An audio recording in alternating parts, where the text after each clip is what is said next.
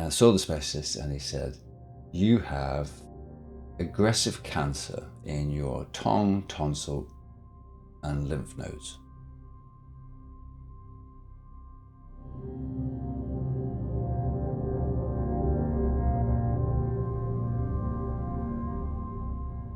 Life is amazing and life can be brutal, and that is the facts. There's the rules, my friend. Accept that, embrace that, and go.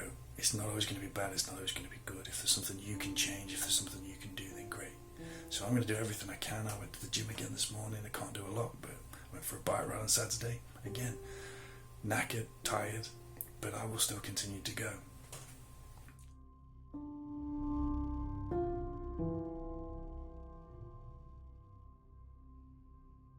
It's a long story. I'll try and keep it succinct, but it's hard. I've had a lot of illnesses over the last 20 years. So I went to the GP. He got tonsillitis. It was causing me a lot of problems. Swallowing was difficult. You could see the tonsil sticking out. So I thought, okay, fine. My wife, after a couple of months, my wife said, look, it's still not gone down. Why did it go back? And kept having days with weakness, and I woke up with a lump here. It was a big lump. I was like, what the hell? Tonsils aren't there, are they?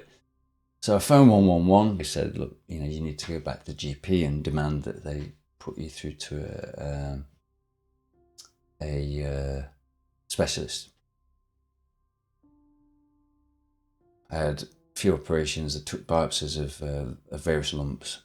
And I saw the specialist and he said, you have aggressive cancer in your tongue, tonsil, and lymph nodes.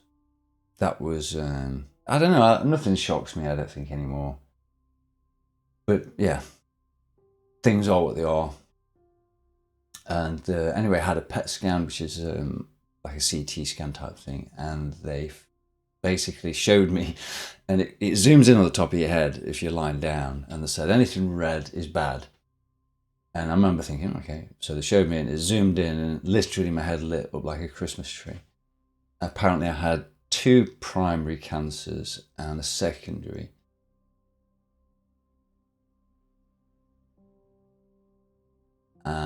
So they said, unless we aggressively deal with this, So I had tumours like 4 or 5 centimetres big in my throat. That's why I couldn't swallow. Excuse me.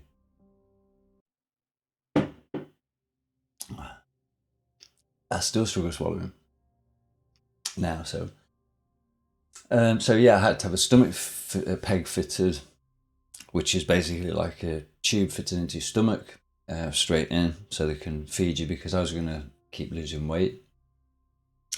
I got down to 10 stone, which, yeah, I look the poster boy for cancer, I mean, now there's 100 types of chemotherapy, and at the time I had mine, there was 80.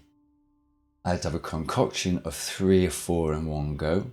I had to have 2 big bouts of 5 days of 24 hours a day chemotherapy. So in hospital, normally it's weekly or whatever, and you spend an hour having the treatment. It's pretty bad. Yeah, I had to be in hospital for 2 bouts for 5 days of 24 hours a day. And after the first few days, I didn't think I was going to make it. I was so poorly, they had to stop the treatment and said, you won't be here if you continue. So what you don't realize, or what I didn't realize, was chemotherapy doesn't just kill the cancer, it kills everything. That's why when you see people looking pretty bad, it's because they're at the end of death nearly, it kills everything, every single thing. And hopefully the thought is your good cells grow back, the cancer doesn't. So I had a bit of time off to recover, and then I had to start with 7 weeks of daily radiotherapy. very strong high dose, because there's different doses and it had to be a high dose. So my neck looked pretty frazzled, as it still does. It's all damaged here, and very thin on this side.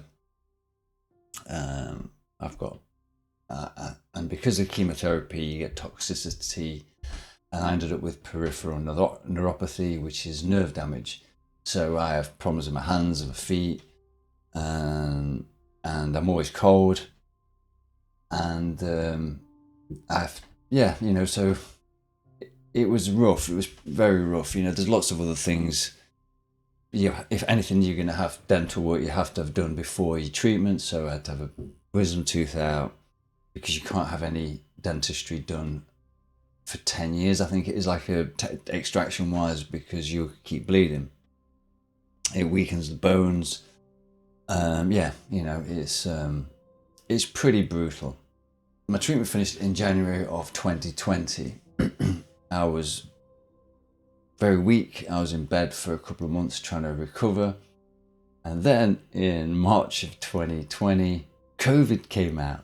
The world shut down. And, for me, it was like, oh, what the hell?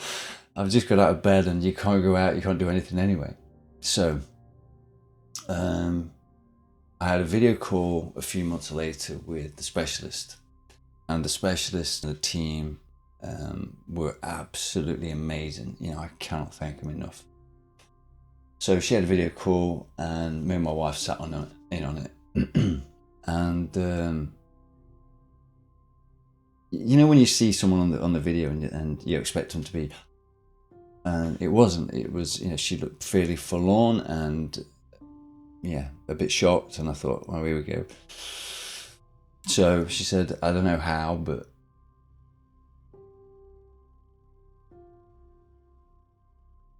it's worked. The cancer's no more. It's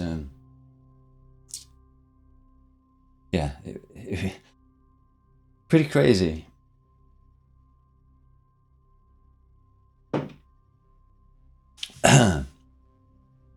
Pretty crazy.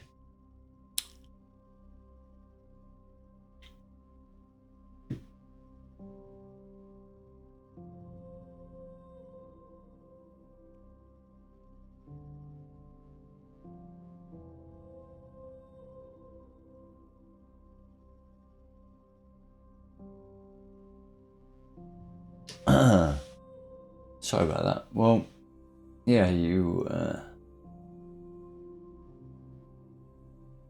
it's weird. I don't think you always deal with things until you talk about things. So, yeah, I'm always quite flippant about things, really, and matter of fact about things. And I'm very pleased to be alive. But I suppose it's weird because you don't tend to think about it so much. You tend to push it away and just move forward. But sometimes you got to remember.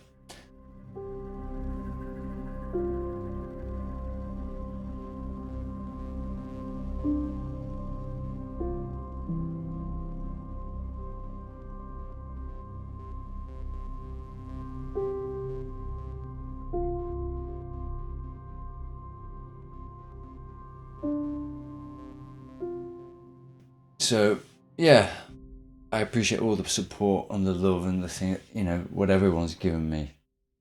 My wife was amazing. When I was lying down, she was feeding me through my stomach with stuff.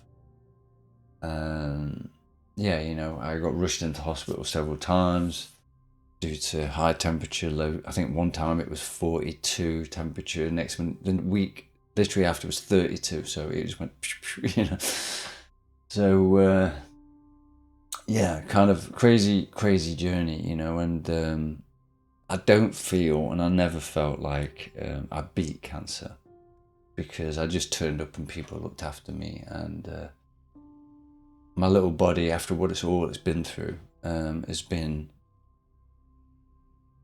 it's hanging on. It's damage, but it's hanging on. You know, I've had to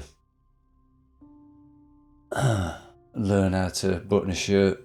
I came out of it, sold everything. I sold my guitars, I sold everything, and because I couldn't play anymore, you know. And I'll show them again. I bought some just cheap ones again, and I tried to learn how to play. But it's appreciating all them things, you know, you took for granted.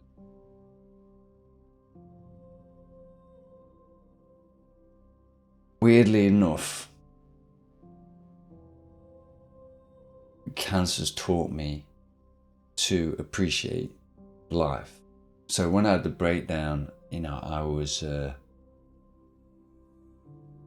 there's a point where I was suicidal, which I'm ashamed to say. You know, I was kind of in a bad way.